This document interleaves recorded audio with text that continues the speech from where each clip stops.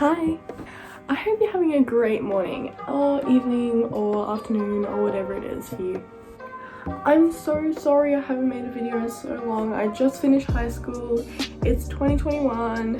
Hell yeah. Also, do we prefer this background or do we prefer the other one? Because sorry about that. Today we're going to be talking about how to tweak spells to suit you. And with this information today, you can use everything to create your own spells. You can also just use the information in this video to just widen your knowledge, expand your knowledge. So we're going to be talking about the substitution in spells. We're going to be learning about the big basis of switching out things that we don't have or we don't need. We're going to be talking about deities, herbs, color correspondences, and intentions. So yeah, let's get straight into it. So this will be the overarching thing for the video. You're gonna have to find what doesn't work for you or what you don't have in a spell and find ways to switch it out. It may be really easy to find what you don't have, but kind of hard to find things that will work for the spell and can substitute easily. Whether it's a herb you don't have or a deity you don't work with, there's always some correspondent that you can incorporate into your work. We're going to talk about the correspondences of some of the main deities and how to switch that out if you don't work with deities into your own magic. A lot of things that you can find online, specifically TikTok, because I don't know what their obsession is with deities, but a lot of things that you find on there can be surrounded by deities, and you might want to do a spell, but you're like, I don't want to work with Hestia or whatever. So I'm going to provide in a second just a few deities and some correspondences for them, but you can also do your own research into a deity that is in the spell that you are trying to tweak. It's quite easy actually to find correspondences for each deity, whether that is a moon cycle, a herb, incense, colors. You'll find it. You also need to figure out why the deity is being called upon for that spell to help choose the substituting ingredient or color or whatever. Herbs, colors, and incenses are going to be your best friend when trying to switch out a deity. So I am going to tell you a bit about Apollo, Aphrodite, Dionysus, Athena, Demeter, and Zeus. And all those deities are also Roman. I can't really pronounce the Roman names, so I'm very sorry, but you can find out which is which. Okay, so with Aphrodite, she is the goddess of love, passion, sex, and beauty. Her main correspondences are apples, pink, roses, red, daisy, and cinnamon.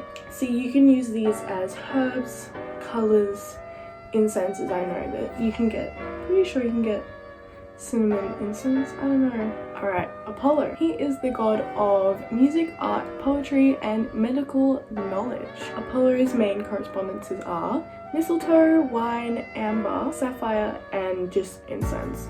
Alright, a big one that is seen on TikTok a lot because I think of the song is Dionysus. He is the god of harvest, wine, ecstasy, theatre, and ritual madness. His main correspondences are wine, grapes, ivy, rain, purple, and gold. Alright, now I don't have much on Athena, but I think I've seen her a lot in a few spells online. She is the goddess of wisdom, war, peace, and crafts, and spinning and weaving. Her correspondences are red, pear, and pomegranates. Now onto Demeter. Demeter is the goddess of agriculture, fertility, harvest, and sacred law. So her correspondences are wheat, mint, barley, poppy, and myrrh. Now finally we have Zeus, god of the sky, thunder, order, justice, and king of all gods and beings. Zeus's main correspondences are olives, almonds, artichoke, gold, and milk.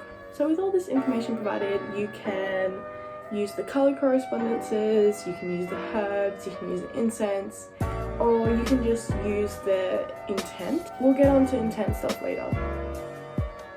Hold that. So now we're on to finding everyday herbs that you can find very, very easily that you can switch out into spells, charms, whatever. We've got a long one here. I have seen a few spells where there's like some uncommon thing like Spanish moss. I know that I have it because my dad collects strange things. But yeah, I don't know how attainable Spanish moss is, and I've seen that quite a lot, so I know that there is some wacky weird herbs that people don't have, and I'm gonna tell you some easy things in all their correspondences and magical uses. So like the deity section, you're gonna want to find why your herb is being used in this spell or charm, and you're gonna want to find something that you have to substitute it with. So let's get on to it. First we have basil. Its magical properties are love, good fortune, joy, protection, fertility, courage, and aids nausea, anxiety, and headaches. Next we have bay leaves. Their magical properties are psychic visions and dreams, and they expel negative energy. Cinnamon. Strength, spirituality, good fortune, passion, healing, love, and cleansing. Next we have coriander, and it's very good for home protection, serenity, and peace. Onto garlic.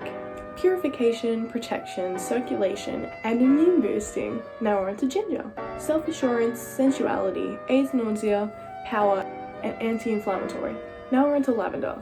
This is very commonly used. Very, very commonly used. Lavender is good for cleansing, healing, joy, romance, peace, sleep, and clarity. Next we have mint. Mint is good for energy, aids nausea, soothes throat, healing, money, luck, and travel. Next is also very commonly used herb is rosemary. Rosemary is good for clarity, cleansing, breaking spells, healing respiratory problems, and memory and sleep. Now salt. I know salt is not a herb, but it is probably one of the most important things that you can have, and also one of the most easily attained things that you can have. Salt is amazing. You can use it for cleansing, purification, healing, and it also attracts energy, like the energy that you want to use for your spell. Next we have star anise. They are good for calming, good luck, protection, and psychic awareness. And last but not least, vanilla. And that is amazing for happiness, energy, and love. Now I know that's a lot to process, but I know for a fact you can get every single one of those things on that list at your local supermarket. I'm pretty sure they're not expensive to, like, they're herbs, come on. They don't know that we're stealing all the herbs. It's also really great to have your own herb garden. It just feels good knowing that I have my own stuff, you know? That's actually my sage hanging up there to dry. But yeah, moving on. Alright, this is a very important one. We're going to move on to color correspondences. You can use ribbons and candles or just general items of that color in your practice to bring this magic in. Now this segment is going to be a bit chunky, so today we're going to start off with red. Red is in correspondence with the element of fire. It can be used in magic in regards to passion, love, sex, attraction, high energy, strength, danger, war, conflict, assertiveness, power, and warning. And now we're on to green, my favorite color. I love the color green. Green is in correspondence with the element of earth, and its magical correspondences are abundance, growth, prosperity, luck, herbal magic, money, acceptance, and healing. Next is blue, obviously correspondent with the element of water. Blue is commonly used for peace, protection, power, focus, luck and fortune, harmony, determination, spiritual release, and strength. Next we're on to yellow. Yellow is corresponded with the element of fire. Yellow is also in correspondence to warmth, energy, inspiration, happiness, success, friendship, pleasure, knowledge, and growth. Purple. Purple's good. I like purple. Purple is corresponding to the element of spirit. Purple is great for spiritual guidance, wisdom, psychic power, breaking barriers, removing evil, breaking bad habits, politics, luck, truth, meditation, and mystery.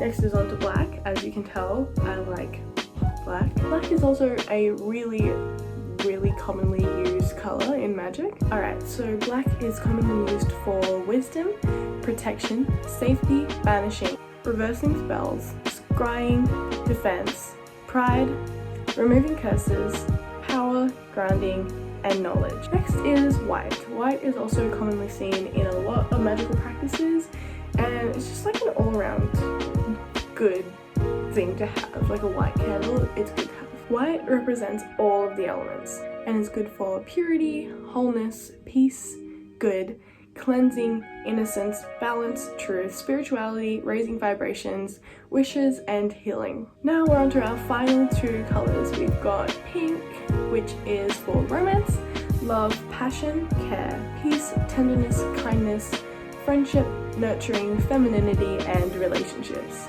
And for our final color, we have orange. Orange is corresponding to happiness, creativity, expression, fun, energy, new starts, joy, success, goals, ambition, fulfillment, and overcoming. Now, I just gave you an absolute knowledge dump, and I'm very sorry. Hopefully, those previous things were quite helpful. Chuck that info into your book of shadows because you will need it. You will need to write that down and you will need to remember it.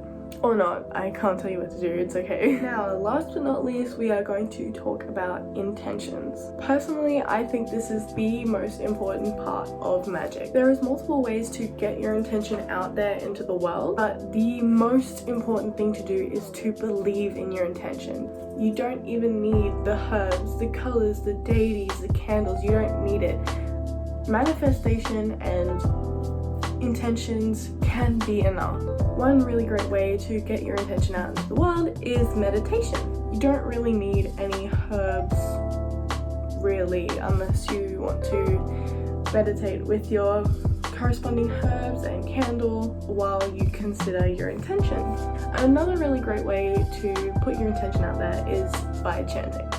I do this when I do spells. You write a chant down to match your spell and you repeat until needed. For example, if your intent was about money, you could say, I'm ready and open to abundance, over and over again until it feels right. And finally, you could just say your intention. Let the universe hear, because it will hear you. You can write your own path, and just saying your intention helps you do that. Okay. I think that's it for today. If you need any clarification for anything I've said today, I have provided some links in regards to the things I've talked about. You can also leave a comment or message me on my Twitter, which I'll also leave down below. And you can ask me anything or suggest a video. I hope everything I said today was useful and you enjoyed my video. Also, feel free to do your own research. I know that's like a very obvious thing, but I think researching is fun. I love to go sit in the park and just research. It's really fun. So yeah, drop a like and sub if you liked it and you want to see more content from me. I said bye.